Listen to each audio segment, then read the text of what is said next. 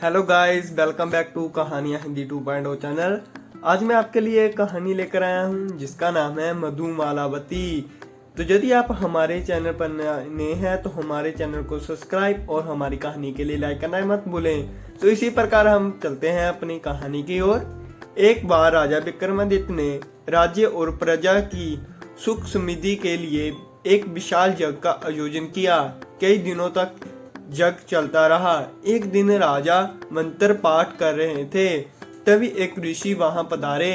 राजा ने उन्हें देखा, पर यज्ञ छोड़कर उठना असंभव था। उन्होंने मन ही मन ऋषि को अभिवादन किया तथा उन्हें प्रणाम किया।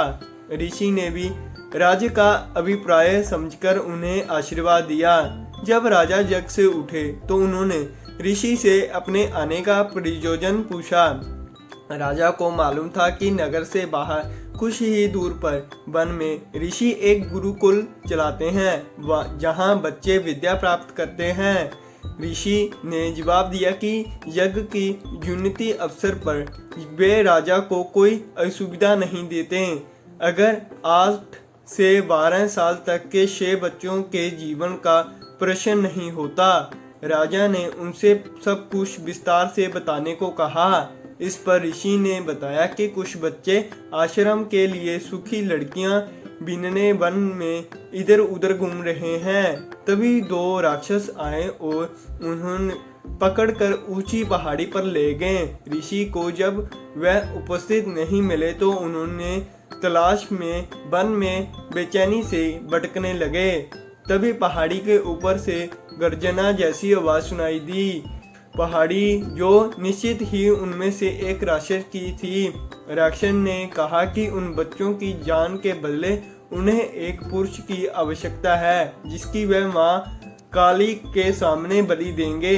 जब ऋषि ने बलि के हेतु अपने आपको उनके हवाले करना चाहा तो उन्होंने असहमति जताई। उन्होंने कहा कि ऋषि बूढ़े हैं और काली माँ ऐसे कमजोर बूढ़ों की बलि से प्रसन्न नहीं होगी।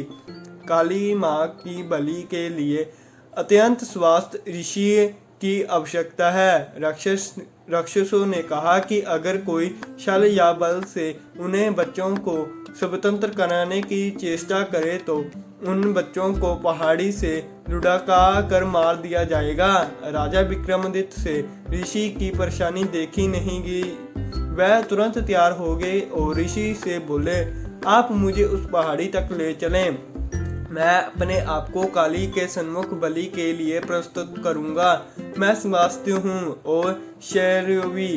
राक्षसों को कोई आपत्ति नहीं। ऋषि ने सुना तो हस्तंभ रह गए। उन्होंने लाख मनाया चाहा, पर विक्रम ने अपना फैसला नहीं बदला। उन्होंने कहा, अगर राजा के जीवित रहते उनके राज्य की प्रजा पर कोई विपत्ति आती है तो राजा को अपने प्राण देकर उस विपत्ति को दूर करना चाहिए। राजा ऋषि को साथ लेकर उस पहाड़ी तक पहुँचे। पहाड़ी के नीचे उन्होंने अपना घोड़ा छोड़ दिया तथा पैदल ही पहाड़ पर चढ़े। पहाड़ी वाला रास्ता बहुत ही कठिन था, पर उन्होंने कठिनाइयों की पार। वह चलते चलते पहाड़ों की चोटी पर पहुंचे। उन्होंने पहुंचते ही एक राक्षस बोला कि वह उन्होंने पहचानता है और पूछने लगा कि उन्होंने बच्चों की रिहाई की शर्त मालूम है या नहीं। उन्होंने कहा कि वे सब कुछ जानते हैं।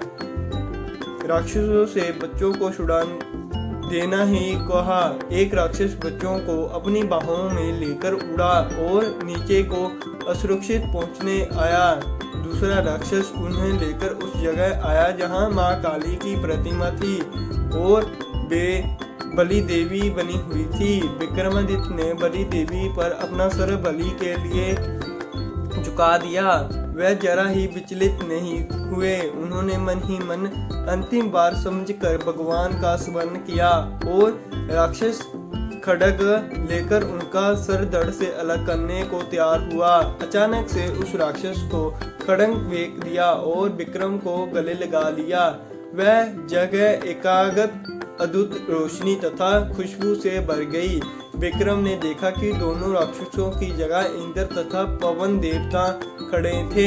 उन दोनों ने उसकी परीक्षा लेने के लिए यह सब किया था। वे देखना चाहते थे कि विक्रम सिर्फ सांस्कारिक चीजों का दान ही कर सकता है या प्राण तथा करने की भी क्षमता रखता है। उन्होंने राजा से कहा कि उन्हें यज्ञ करता देख ही उन्होंने मन में इस परीक्षा का भाव जन्मा था। उन्होंने विक्रम को यशस्वी होने का आशीर्वाद दिया तथा कहा कि उनकी कृति चारों ओर फैलेगी। तो ये थी आज की हमारी कहानी मधुमालती। तो यदि आपको हमारी कहानी अच्छी लगी हो तो हमारी कहानी के लिए लाइक और सब्सक्राइब करना मत भूलें। तो इसी प्रकार हम मिलते हैं अपनी अगली नई कहानी में। धन्यवाद।